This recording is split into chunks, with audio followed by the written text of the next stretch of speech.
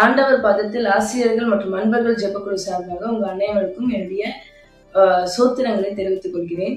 இந்த நாளிலும் நம்ம லெந்து காலத்துல தேவனுடைய அங்க மகத்துவங்களை குறித்து நம்ம தியானித்து வருகிறோம். இன்றைக்கு 11/3/2026 இன்னைக்கு நமக்கு கொடுக்கப்பட்டிருக்க தலைப்பு பார்த்தீங்க அப்படின்னா ஆத்தும நேசரின் வாய். இதற்கு ஆதாரமாக நம்ம வேதத்திலிருந்து ஒரு பகுதியை நம்ம வாசிப்போம். யோவான் 19:28-29 இதை நான் வாசிக்கிறேன். அதன் பின்பு எல்லாம் முடிந்தது என்று இயேசு அறிந்து வேத வாக்கியம் நிறைவேறத்தக்கதாக தாகமாய் இருக்கிறேன் என்றார். காடி நிறைந்த பாத்திரம் அங்கே வைக்கப்பட்டிருந்தது. அவர்கள் காடியிலை தோய்த்து ஈசோப்பு தண்டில் மாட்டி அவர் வாயின் இடத்தில் நீட்டி கொடுத்தார்கள். இது பாத்தீங்க அப்படின்னா இயேசு சிலுவையில் அரைஞ்சு கடைசியா அவங்க வேதனைப்படும் போது இப்படி அவங்களுக்கு காடியை கொடுத்தாங்க. இந்த வசனத்தோட பேக்ரவுண்ட் நம்ம பார்க்கும் பொழுது என்ன சொல்றாங்க அப்படின்னா, அந்த காலத்துல சிலுவையில் அறையப்படுறவங்களுக்கு அந்த வழி அவங்களுக்கு தெரியக்கூடாது அப்படின்றதுக்காக ஒரு கசப்பான திராட்சை ரசத்தை கலந்து ஒரு குடிக்கிறதுக்கு ஒரு இது கொடுப்பாங்க. கசப்பான திராட்சை ரசத்தை கொடுப்பாங்களாம். இதுதான் மத்தேயு சொல்லியிருக்கிறாரு. மத்தேயு சுவிசேஷத்துல 27:34 அதை என்ன சொல்லியிருக்கிறாருன்னா கசப்பு கலந்த காடி அப்படின்னு சொல்லியிருக்காரு. இதே மார்க் அதை பத்தி என்ன சொல்லியிருக்கிறாரு பாத்தீங்கன்னா, புனித மார்க் அதை வெள்ளை போலம் கலந்த திராட்சை ரசம் அப்படின்ட்டு மார்க் 15:23 நம்மளுக்கு சொல்லியிருக்காங்க. ஏசப்பா இந்த கசப்பான திராட்சை ரசத்தை அவர் குடிக்க மறுத்தாரு. ஏன் மறுத்தாரு அப்படின்னு நம்ம பார்க்கும்போது, அதை குடிச்சா வேதனை நம்மளுக்கு போகும். வேதனை போகணுன்றதுக்காக தான் சிலுவையில அறையிற மக்களுக்கு அந்த கசப்பான திராட்சை ரசத்தை கொடுக்குறாங்க. அப்ப அதை குடிச்சா முதல்ல அவருக்கு வேதனை போகும். அப்போ அவரு முழு உணர்ச்சியோட சுயநலத்தோட அவரால் அந்த வேதனையை அனுபவிக்க கூடாதபடி ஒரு காரியம் அதை குடிக்கும்போது அவருக்கு அது தடையா இருக்கும். அதை ஏசப்பா விரும்பவே இல்லை. பிதாவுடைய சித்தத்தை முழு மனதோட அவர் முழு பாரத்தையும் உலக மக்களுடைய முழு பாவத்தினுடைய பரிகாரியா அவர் சிலுவையில மரிச்சாரு. அப்படி அந்த மரிச்சதனுடைய ரத்தத்தில் இருக்கிற வல்லமைனாலதான் நம்மளுக்கு இன்னைக்கு இருக்கிறோம். அந்த வல்லமை விளங்கணும் அப்படின்னா அவரு எந்த ஒரு பாடுகளையும் அவருக்கு ரிலாக்ஸ் பண்றதுக்கான எந்த ஒரு ட்ரிங்க்ஸ் அவர் எடுக்கக்கூடாது அப்படின்ற இதுல அவரு ரொம்ப உறுதியா இருந்தாரு. இந்த ரீசனாலதான் அவர் என்ன பண்ணலையா அந்த கசப்பான அந்த திராட்சை ரசத்தை குடிக்கல அப்படின்னு சொல்லிட்டு வேத ஆராய்ச்சியாளர்கள் இதை பத்தி சொல்றாங்க. பிதாவுடைய சித்தத்தை அவர் முழுமையா செய்யணுன்றதுக்காக இதை பத்தி சொல்றாங்க.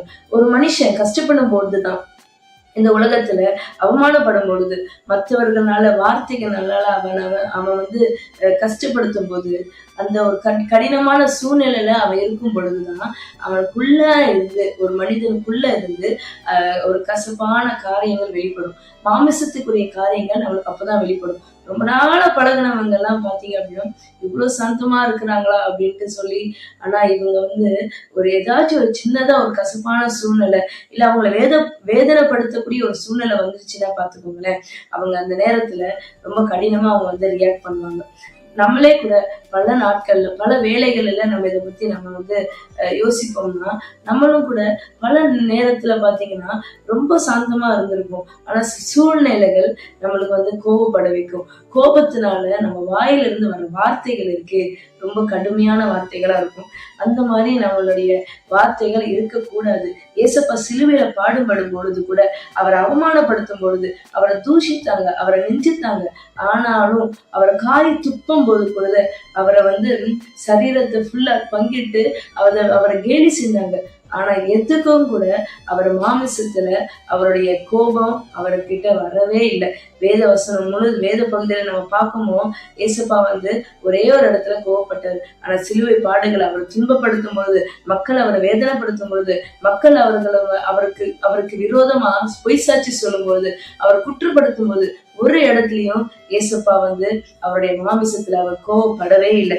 இப்படிப்பட்ட ஒரு கோபம் இல்லாத மன்னிக்கிற தன்மை நமக்கும் இருக்கணும். இதுக்கு மாறா என்ன சொல்றதுன்னா, இயேசு சிலுவையில சொன்னாரு, பிதாவே இவர்களுக்கு மன்னியும் அப்படின்ட்டு.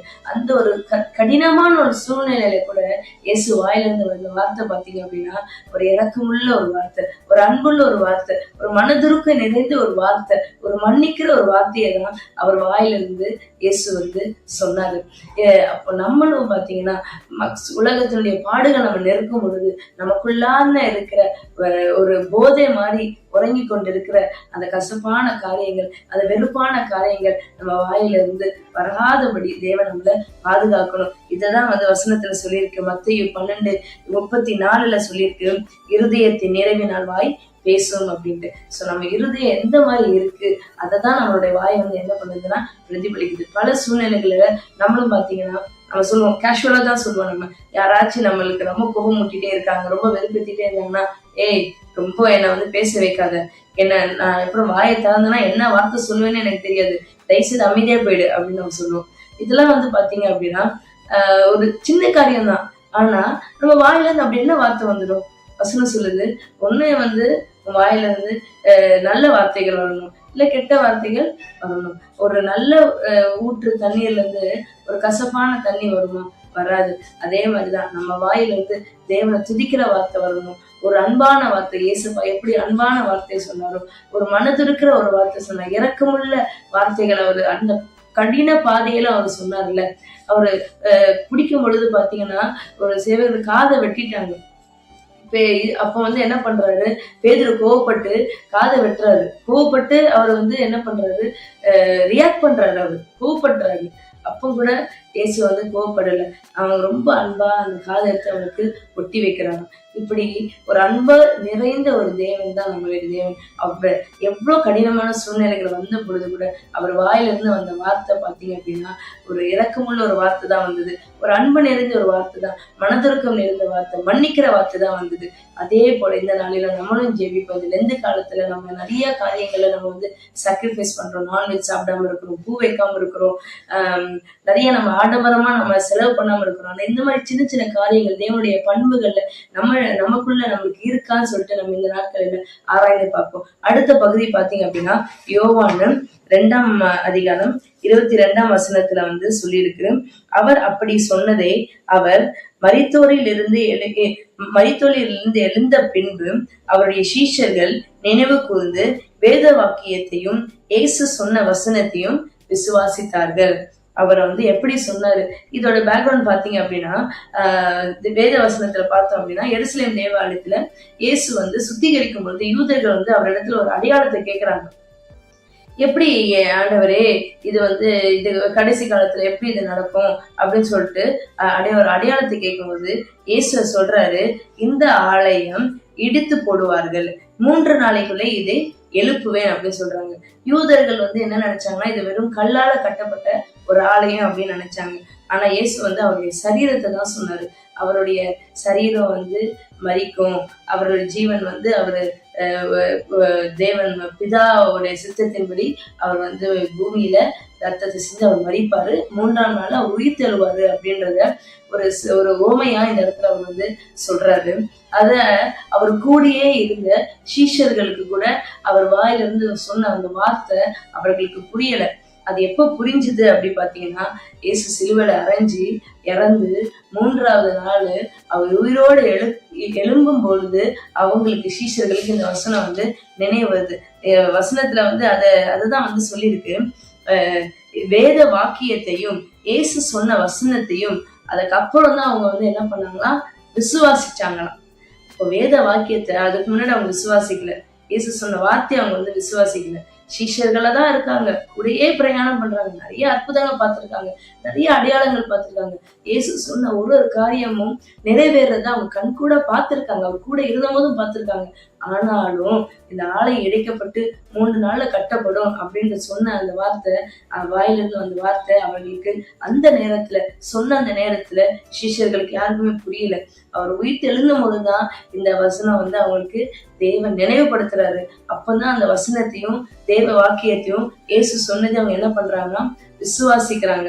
அதே போலதான் நம்ம வாழ்க்கையிலையும் பாத்தீங்கன்னா பல சூழ்நிலையில தேவன் நம்ம கிட்ட சில காரியங்களை சொல்லியிருப்பாரு. இந்த நேரத்துல இதை செய்யுங்க, இந்த நேரத்துல இதை செய்யாதீங்க அப்படின்னு சொல்லிட்டு நிறைய நேரத்துல தேவன் நமக்கு இருக்கிற அவருடைய நமக்கு சொல்ற காரியங்கள் நம்மளால கேட்க முடியும், நம்மளால உணர முடியும். ஆனா அந்த நேரத்துல நம்ம யோசிப்போம், ஏன் இதை சொன்னாரு, எதுக்காக நம்ம இதை செய்யணும் அப்படின்ட்டு நம்ம யோசிக்கலாம். ஆனா ஒரு நாள் வரும், நிச்சயமா தேவன் நம்மளுக்கு நினைவுபடுத்துவார். நான் இன்னைக்கு சொன்ன பத்தியா, நீ எனக்கு யோசிச்ச, ஆனா நீ அதை செஞ்சதுனால இன்னைக்கு உனக்கு எவ்வளவு ஆசீர்வாதம் பாத்தியா அப்படின்ட்டு தேவன் நம்மளுக்கு நினைவுபடுத்துவார். நம்ம வாழ்க்கையிலையும் கூட நம்ம திரும்பி பார்த்தோம்னா அநேக காரியங்கள் ஒருத்தர்னாலையும் சொல்ல முடியும், நிச்சயமா சொல்ல முடியும். அநேக நேரத்துல தேவன் நம்மளை அற்புதமா நம்மளை வழி நடத்திருப்பாரு. அந்த நேரத்துல நம்மளுக்கு ஏன் இந்த காரியத்தை நம்மளுக்கு நடந்தது, ஏன் இந்த பாதையில தேவன் நம்மளை அனுமதிச்சாரு, ஏன் இதை நம்மளுக்கு தேவனை செய்ய சொன்னாரு, ஏன் இதை நம்மளுக்கு செய்யக்கூடாதுன்னு சொன்னாருன்னு அநேக கேள்விகள் இருக்கலாம்.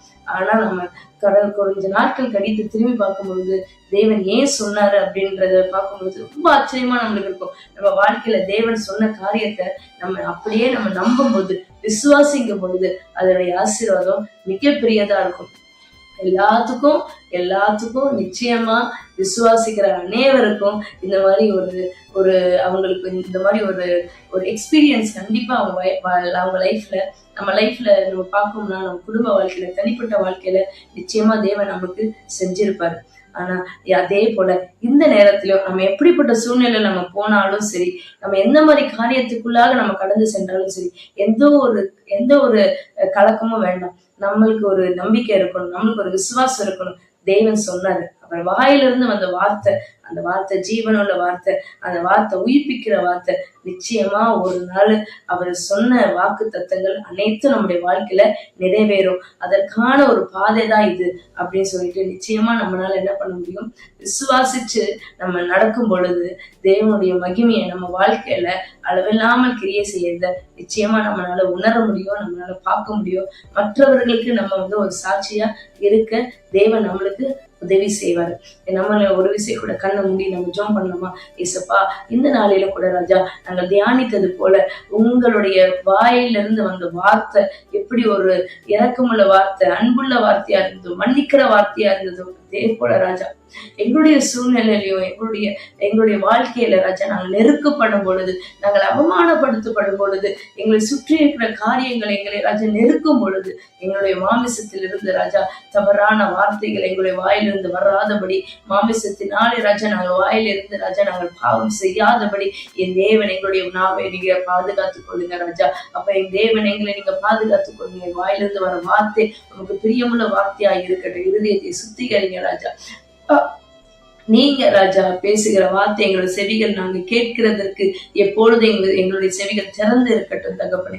அப்படியாக செய்ய போவதற்காக நன்றி. இந்த நாளில ராஜா உங்களுடைய அந்த மகத்துவமான வாயை குறித்து நாங்கள் இந்த நாளில தியானிக்கிறதற்கு என் தேவன் எங்களுக்கு நீ கிருபை பாராட்டினே நன்றி செலுத்துகிறோம் ராஜா. அப்போ போல ராஜா அன்பான வார்த்தைகளை பேசுவதற்கு அப்பா எங்களுக்கும் ராஜா உதவி செய்யுங்க.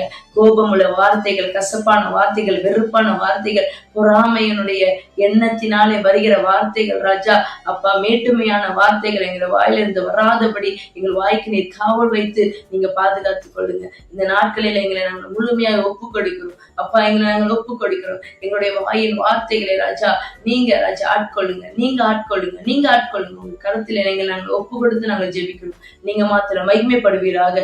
இயேசுவின் மூலம் ஜெபங்கள் அன்பின் பிதாவே, ஆமென்.